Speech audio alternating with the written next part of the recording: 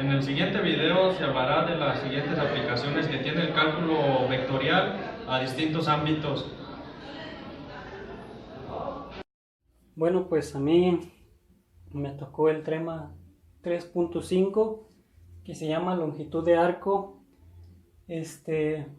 Bueno, se llama longitud de arco, lo podemos definir como una porción de una circunferencia o una curva dentro de dos puntos. Antiguamente se creía que la longitud de un arco no se podía calcular, puesto que se solía calcular solamente en líneas rectas, que era, pues, se puede decir que lo más fácil o más acostumbrado en aquel tiempo. Entonces se creía que era casi imposible o muy difícil de que alguien llegara a lograr calcular la longitud de un arco. Entonces, tiempo después,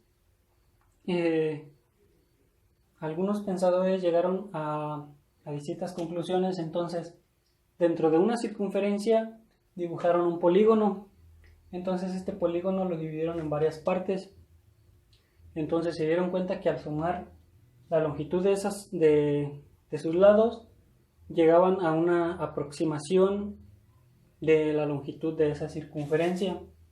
Entonces se dieron cuenta de que entre más lados dividieran ese polígono y menos longitud tuvieran sus lados, iba a tener un mayor número de lados.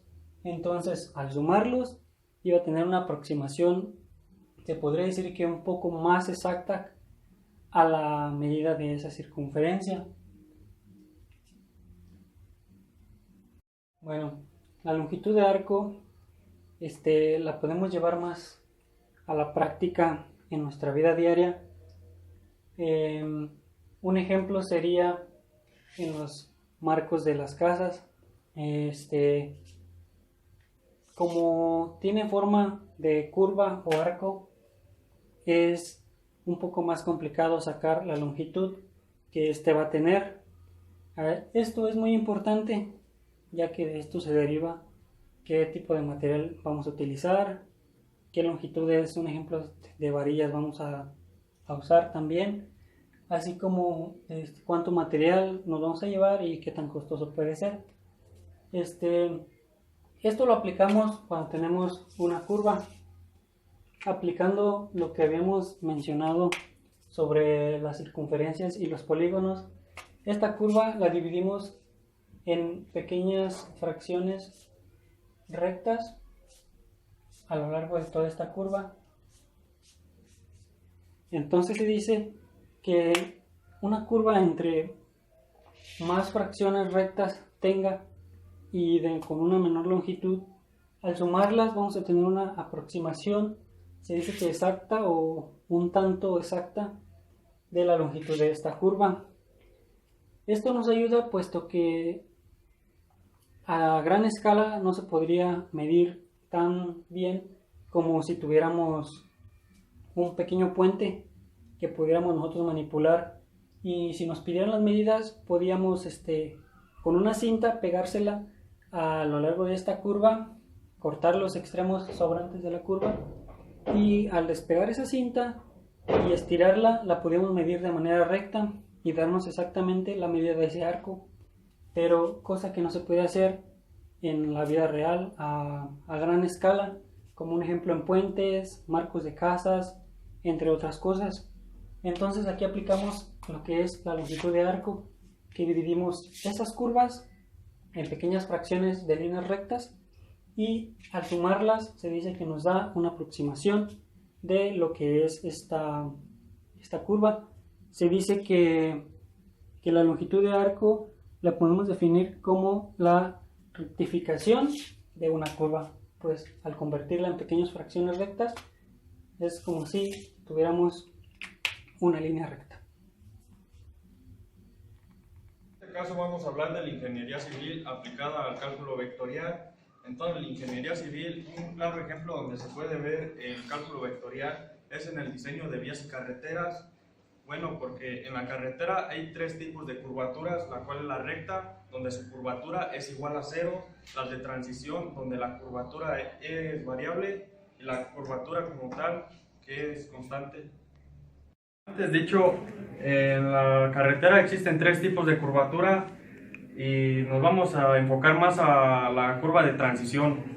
La curva de transición, su objetivo es en evitar discontinuidades en la curvatura de la carretera. Entonces, la curva más aceptada para el diseño de carreteras es la clotoide. ¿Pero qué es la clotoide? Es una curva tangente al eje de las abscisas en el origen y cuyo radio de curvatura disminuye de manera inversamente proporcional a la distancia recorrida sobre ella. La clotoide se representa por la siguiente fórmula, que es A al cuadrado igual a R por L, donde R es el radio de la curvatura, L es la longitud de la curva y A es el parámetro. El punto de inflexión de la curva se halla en el momento en el que el radio es infinito. Dicho lo anterior, este sería un ejemplo claro de su aplicación de la curvatura. El siguiente tema sería el vector tangente, normal y binormal en cálculo vectorial. Bueno, aquí les hablaré una breve introducción y les diré qué significa cada uno, sus definiciones, para posteriormente irnos a funciones vectoriales y lo que son las aplicaciones. En este caso tomé un ejemplo que es en velocidad y aceleración. Bueno, para comenzar tenemos lo que es definición del vector tangente, normal y binormal. Daré una breve explicación de cómo podemos interpretarlo, y en este caso sería el vector normal sería un vector perpendicular en dirección a la curva, y el vector tangente sería perpendicular pero al vector normal. Entonces, para obtener el vector normal tendríamos que tener la derivada de R, que R sería nuestro vector posición en la curva, sobre la magnitud de este mismo vector. Como se puede observar, sería un vector tangente con magnitud 1 y con su dirección. Entonces, el vector normal sería la derivada del vector tangente sobre su magnitud. Igual sería un vector con magnitud 1.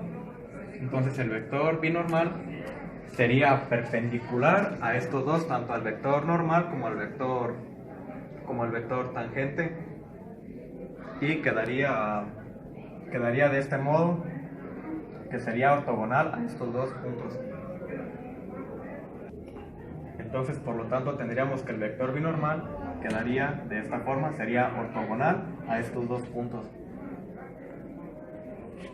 Vector tangente normal y binormal podemos tener aplicaciones en ella.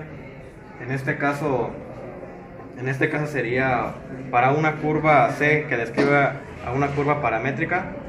El vector tangente o normal a la curva se conoce como el vector velocidad, y la norma del vector tangente se conoce como la rapidez en el instante. La aceleración corresponde a la segunda derivada de la función de la curva, que nos daría, como en este caso, si fuera la ruta.